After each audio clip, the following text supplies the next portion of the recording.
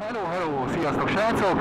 Itt Dedon Bills, és a mai részben, mint ahogy azt már korábban megígértem, arról fogunk beszélni, hogy hogyan válasszunk gumit, milyen gumit válasszunk, illetve hogy ezeket, hogyha újonnan felszereljük a motorunkra, akkor azokat hogyan koptassuk be. Kezdjünk is hozzá!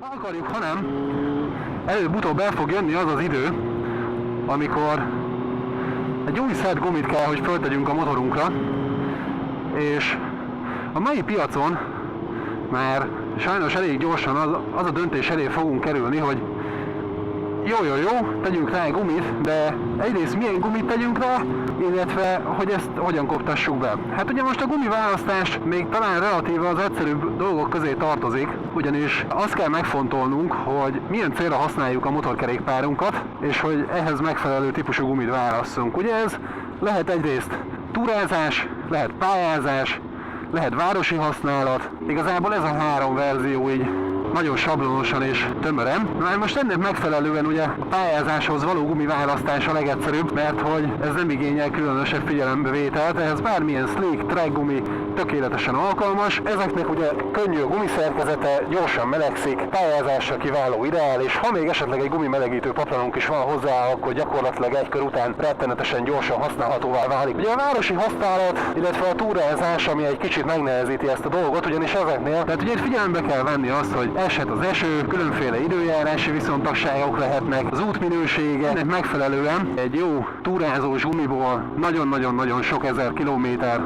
hasznos kilométert ki lehet hozni, ugyanis ezeknek a felépítése magát a kopást egy kicsit lassabbá teszi. Ez az én esetemben azért éppen aktuális, mert nem olyan régen szereltem fel egy Bridgestone-nak a BT023-as gumiszettjét elől-hátul a toromra, ami egy túrasport gumi, nagyon jó hosszú távok megtételére, rettenetesen kezes, ugyanakkor nem okoz neki hátrányt az se, hogyha egy kicsit kanyargósabb útszakaszokra, vagy egy kicsit sportosabb vezetésre vágyunk éppen. Aztán ugye, hogy ezeket hogyan célszerű bekoptatni, vagy hogyan célszerű kezelni annak érdekében, hogy megfelelő tapadást elérjük, ez már egy teljesen másik tészta. Nagyon régen volt egy olyan fajta bevett szájhagyomány a motorosok körében, hogy amikor a gumit készítik, akkor az utolsó fázisában egy ilyen olajos masszával vonják be, hogy ebből a vulkanizáló formából kivegyék, de erre majd térjünk is egy kicsit vissza. Bekoptatásnál elengedhetetlen ugye az, hogy egyrészt a guminak a hőmérséklete az megfelelő fokú legyen ahhoz, hogy magát a bekoptatást hasznosan, illetve effektíven tudjuk végrehajtani. Most itt ugye létezik olyan megoldás, amit ugye többfelé meg lehet találni YouTube-on is, hogy essünk neki egy sméglipapírral, csiszológéppel, ezzel koptassuk le.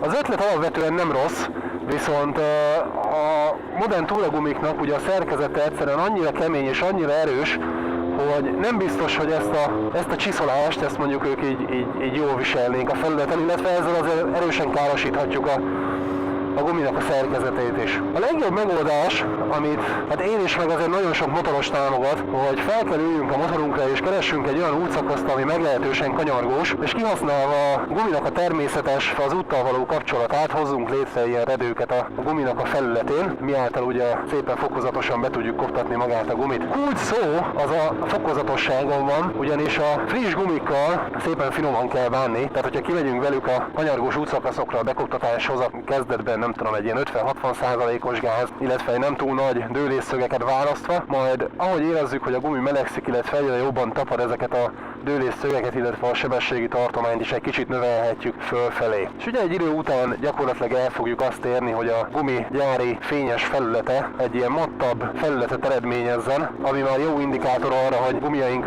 azért bekoptak. Ezt ellenőrizhetjük nagyon könnyen egyébként úgy is, hogyha a bekoptatás után visszavisszük a garázsunkba, és fogunk egy pohár vizet, és ezt ráborítjuk a guminak a felületére, akkor azokon a felületeken, ahol a vízcseppek úgymond összegyűlnek, és ilyen szó szerint cseppeket alkotnak, különálló cseppeket, ott még nem megfelelő a guminak a bekopása, viszont azokon a felületeken, ahol a víz úgymond egy folytonos foltban megmarad a keréknek a felületén, ott már tökéletes a tapadása az egésznek.